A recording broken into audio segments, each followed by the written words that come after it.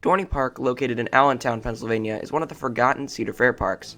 Cedar Fair normally doesn't expand much in the lower end parks, specifically with Worlds of Fun, Valley Fair, Michigan's Adventure, and Dorney Park. However, this is all about to change. With site plans, construction, and an announcement coming on August 10th, here are my predictions on Dorney Park's new for 2024 coaster and how it could change the future of Cedar Fair.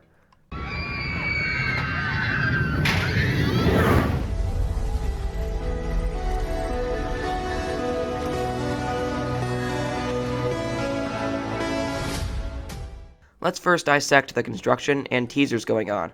First of all, released way back at the beginning of the year, were site plans for footers for a roller coaster.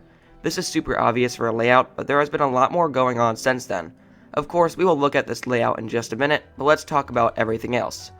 The park has been confirmed by the township to be building a ride that is 161 feet tall over 2.7 acres. So this would not make sense for a flat ride. A singular flat ride would not take up 2.7 acres. And they already have a drop tower, which would be the best flat ride to match this height. A windseeker or observation tower would be pretty short if it stood only 161 feet tall. And 2.7 acres, no flat ride is that big, so a coaster is all but confirmed. In addition, there are footers being constructed currently on the plot of land by Possessed. For those who don't know, this plot of land has been empty since 2017 when Dorney Park removed Stinger. There were original plans for a Gravity Group wooden coaster, but those have since been removed. But something significant was released just a couple of days ago on Dorney Park's website and YouTube.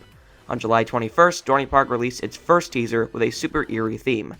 The video started with some industrial buildings in the dark and panned toward a hole in a chain fence. It is filmed like a found footage film. The second teaser had quick clips of the same building and fence, with additional signs saying that there is no photography allowed. The main shot, however, is of a person forging steel in what is assumed to be that factory. Both clips end with the announcement date. The website also has a teaser that reads, "Forge Your Own Fate." So this could be something very interesting and unique for Cedar Fair. Cedar Fair's recent themes are usually pretty standard or weak, like Orion's Space Escape theme or Copperhead Strike's weird moonshine theme. However, this is super eerie and creepy for Cedar Fair. Also, with the Forge Your Own Fate teaser, there is quite a bit of wiggle room. It could possibly be themed to the local steel industries around Allentown.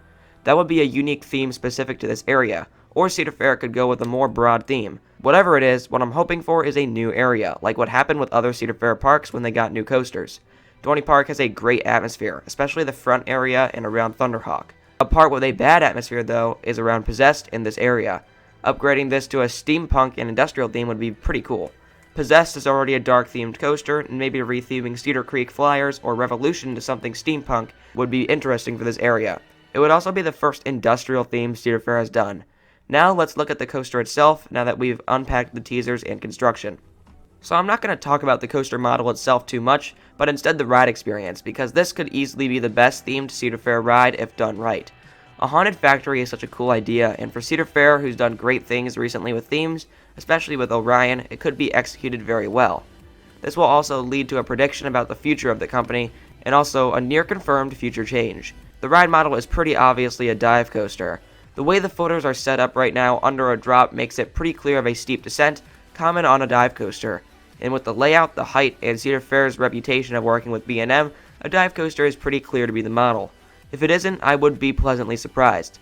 Let's walk through the layout. After ascending the 161-foot tall lift hill, riders will hang in their most likely 6-across trains.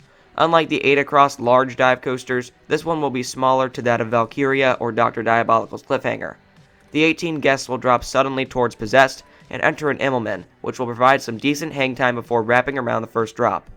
It will then suddenly lead into a 0G roll corkscrew style element, which will whip riders into a helix or incline loop style element. This will be a positive filled moment on an inversion based ride. Following is a twisted turn, which could either be a corkscrew or just a hill. It's hard to tell based on the footers. Then the ride concludes with a final helix and pop into the brake run. Yes, it's short, and probably not an enthusiast first pick for this park, but it's exactly what Dorney needs. A new, crowd-pleasing roller coaster that stands out from anything at Six Flags Great Adventure or Hershey Park. They have no ride that can compete with this coaster. Also, it's pretty well-rounded. It's by far the steepest coaster in the park, one of the tallest, and is full of floaty inversions, which wasn't necessary but still good for this park. It also will have a few whippier transitions for a dive coaster, something this park is definitely lacking. Talon is the whippiest ride here. Now here's the prediction part. This theme is spooky and has a lot of potential. I really hope that Cedar Fair will include a small pre-show segment after the station. We've seen this on a lot of other dive coasters in Europe, like Baron 1898 at Efteling. We saw it briefly on Copperhead Strike, but maybe include a more in-depth video, a few animatronics, or maybe even an object striking steel as seen in the video. It could even be in the queue line, which would be great for Cedar Fair. Orion is a prime example of a Cedar Fair queue done right. Not a ton of theming, but a nice segment to introduce riders to the theme. If this actually happens, then this could be interesting in future projects, most notably right now, Project PHP at Cedar Point. They could have a pre-show there, which would be very nice for Cedar Point. King's Dominion, Kings Island, Carowinds, and their next coasters could all have pre-shows as well. Cedar Fair is going down the theming route and the family route. Their food has been massively upgraded since 2020, especially at the higher end parks. The next step is even more theming. Adventureport, Area 72, and the Boardwalk are all just glimpses of what the chain can do. If this steampunk and spooky factory theme is pulled off really well, it could be the best themed section in the chain. Theming is the best way to go for Cedar Fair at this point. Maybe Cedar Fair can even go back to older rides and add thematic elements. Mystic Timbers could be themed really well, and so could the Beast, Yukon Striker, and Steel Vengeance. They could all be really well themed coasters if Cedar Fair went back and worked on the stations and the queue lines. Now let's talk about what this really means for the chain. This is almost inevitable now, not really a prediction. Now that Cedar Fair is investing in Dorney Park, it shows they are finally interested in investing in smaller parks. This includes Worlds of Fun, Valley Fair, Dorney Park, and Michigan's Adventure. This started this year when Zambezi Zinger opened as the first coaster at Worlds of Fun since 2009. Now Cedar Fair is realizing the potential in their smaller parks.